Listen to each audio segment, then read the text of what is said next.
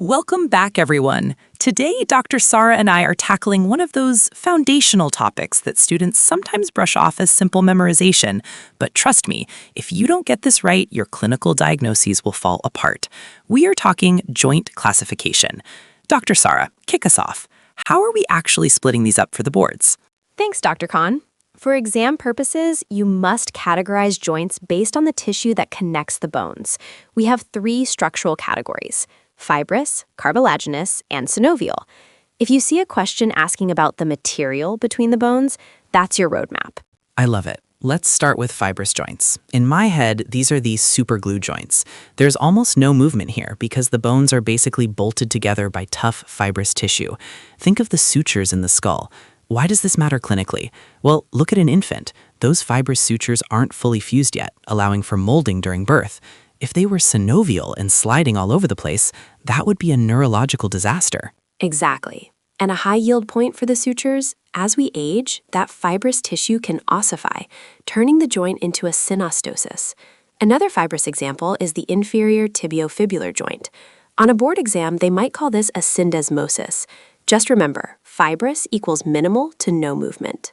Okay, moving to the middle ground, cartilaginous joints. I call these the bungee cord joints.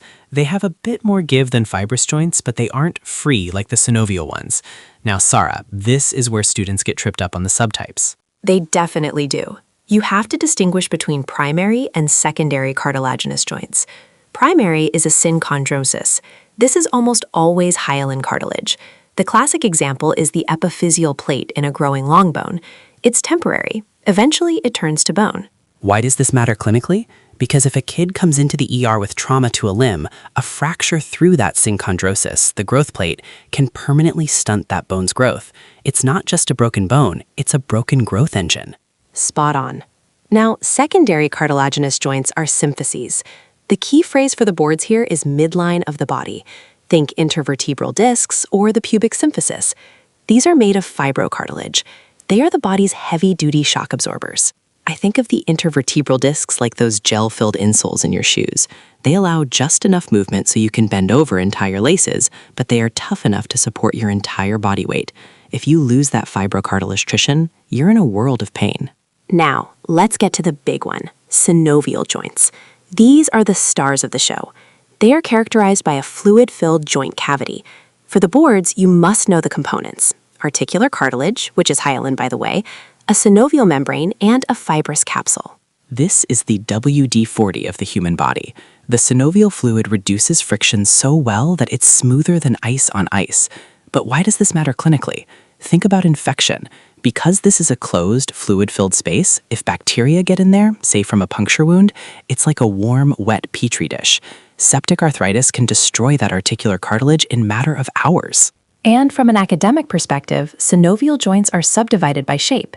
You'll see questions on hinge joints, like the elbow, which only allow flexion and extension, versus ball and socket joints, like the hip or shoulder.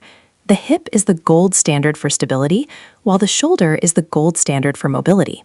Which brings us to joint stability. Why does this matter clinically? Well, look at the shoulder. The socket, the glenoid cavity, is shallow, like a golf tee holding a basketball. It relies entirely on muscle tone and ligaments. That's why it dislocates if you just look at it wrong. The hip, however, is a deep cup. It's a doctor of choice level of engineering because it balances bearing your whole weight while still letting you run and jump. Speaking of stability, don't forget Hilton's law for your clinical rotations. It states that the nerve supplying a joint also supplies the muscles moving that joint and the skin over those muscles. If a patient has knee pain, the irritation might actually be coming from the obturator nerve, which also hits the hip. It's called referred pain.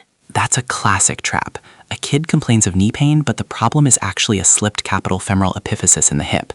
If you don't know your joint nerve supply, you'll be treating the wrong joint while the real problem gets worse. One last high-yield reminder. Synovial joints often have accessory structures: bursa and synovial sheaths. These are just pillows or tubes of synovial membrane that reduce friction where tendons rub against bone. If you spend all day kneeling while gardening, you get housemaid's knee. That's just an inflamed prepatella bursa. It's all about friction. Whether it's a bursa, a symphysis, or a suture, the body is just trying to manage force and movement. If you understand the tissue between the bones, you understand the pathology. To wrap up, Fibrous joints are for stability and zero movement. Cartilaginous joints are your midline shock absorbers, synchondroses for growth, and symphyses for the long haul. Synovial joints are your high-mobility, fluid-filled movers. Know your subtypes, and you'll crush the musculoskeletal section of your exams. Great summary, Sarah. Next time, we'll dive into the mechanics of those synovial movements, flexion, extension, and the ever-confusing circumduction. See you then.